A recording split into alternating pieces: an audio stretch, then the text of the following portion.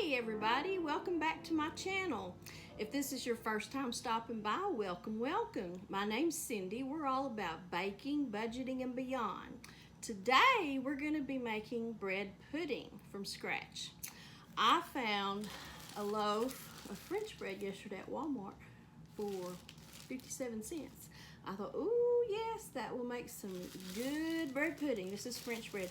You can use just about any kind of bread you like, but I think this is going to really turn out good. So what I'm going to do is I'm going to chop this in pieces. And really, day-old bread is good for bread pudding. You don't really want fresh bread. And this is probably a couple of days old since they had it marked down. But let me get you down here with me, if we can see.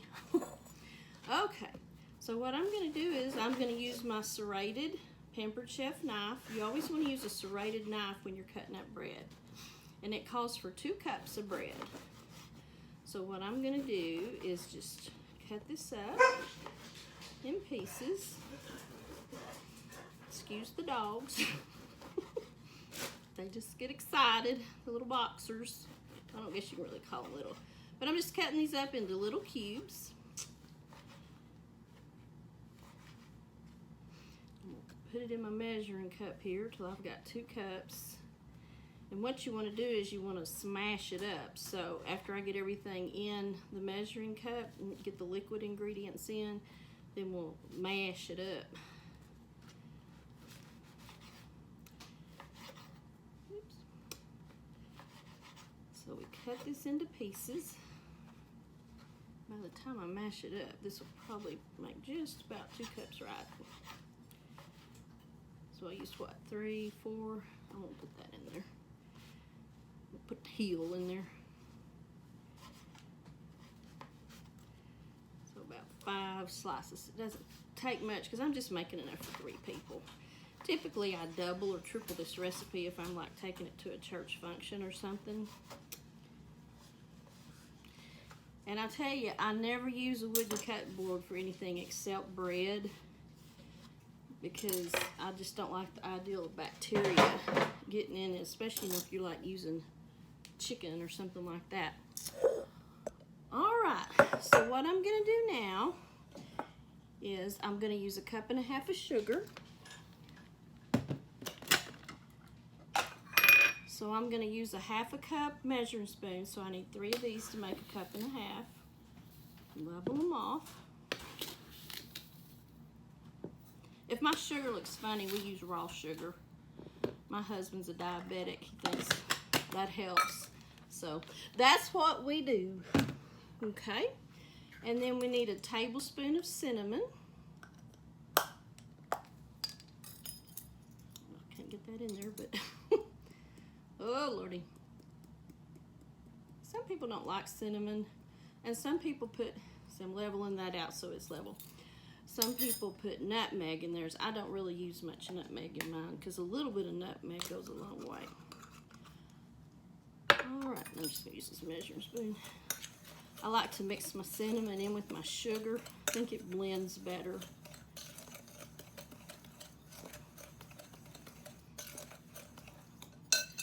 Okay, then I have 1 cup of milk. Now this is just whole milk, but if I had like Carnation evaporated milk, I would use that because it makes it really rich. Or you could use cream, like, you know, heavy whipping cream. It's just gonna make it better. Okay, and then we need a tablespoon of vanilla. So, like I said before, this is Mexican vanilla. We're gonna use 1.5 teaspoons because 1.5 teaspoons is 1/2 tablespoon. So there's 1 teaspoon and 1/2.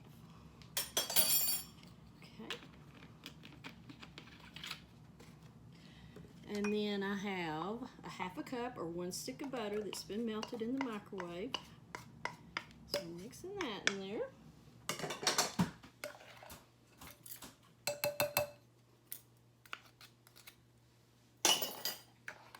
Let's use this spoon now. And stir that up good. Get rid of my knife. Now we're gonna put 4 eggs in, and I've had my eggs warming up to room temperature. And like I said, these are fresh eggs, so I always break them in a bowl just to make sure everything's okay with them. Come on out. Their shells are a lot thinner to me than eggs you buy in the grocery store. So I've lost several eggs to the counter just trying to crack them, especially if I'm outside cooking on the griddle. Nobody in my house likes broken yolks, so when I'm frying eggs, I have to be really careful, or the dogs eat a lot of eggs. Okay. So I'm just going to heat that up. You can use a whisk, but I've already got the spoon dirty, and like I said before, I don't like to dirty up dishes if I don't have to. Even though my son's the one that usually takes care of them. When they come out of the dishwasher, I've still got to load them in. Alright, so you just mix that up real good. Alright, now we've got our bread. See, if I smash it down, that's about 2 cups. So I'm going to put that in my liquid mixture. And I'm going to smash it down in here. Just get it all wet. Bread pudding is very easy to make. I guess I say that about everything, but I guess baking just comes natural to me. It's just how I was raised. Anyway, so I'm just smashing it up in here. And then I'm going to put it in this 8 by 11.5 inch Pyrex dish. And just smashing away. I'm going to pour it in here. Make sure you get all the good stuff out of the mixing bowl. This is one of my favorite mixing bowls. It's Pampered Chef. It's one of the old ones though. I used to sell Pampered Chef a long time ago. Now they're shaped a little bit differently. I haven't got the new one yet, but it's one of my favorite ones. And it comes with a lid. So if you're like making pancakes, something with a batter, you can just stick it in the fridge with the lid on it. So if you don't use all your pancake mix, you just stick it in the fridge. Y'all, that is how easy it is. That's all there is to it. And I've got my oven preheated to 350. So I'm going to cook this for an hour at 350. And then we'll come back and we'll see what it looks like. Y'all hang tight. We'll be back shortly. Okay, y'all. It's been 1 hour. So we're going to have to let it cool a little bit before we try it. But does that not look scrumptious? This is one of the best bread pudding recipes I've ever had, and it's so easy to make. So hopefully y'all can try this recipe and make it yourself. I wish I had smell-o-vision like Emerald used to say on his show, because man, it smells really good in here. But I'm gonna give it a little break to cool, or give y'all a little break and let it cool, and then we'll come back and we'll see how it tastes. Okay, y'all, I've let this cool off enough, because I can't wait any longer, but see how it's just kind of settled down, and that's what it does when it cools off. But man, this sure would be good with some some vanilla ice cream to go with it while it's still warm, but we don't have any, so I guess I'll just have to suffer through. But I'm gonna put me some in a bowl here, and I promise y'all, this, even if you don't like bread pudding, this one is really good and you should try it, because this is just a fantastic recipe.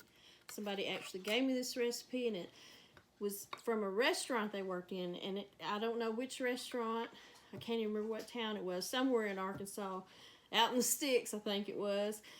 But I'm gonna try this. Let me just have a regular spoon. We'll just use one of these little wood spoons.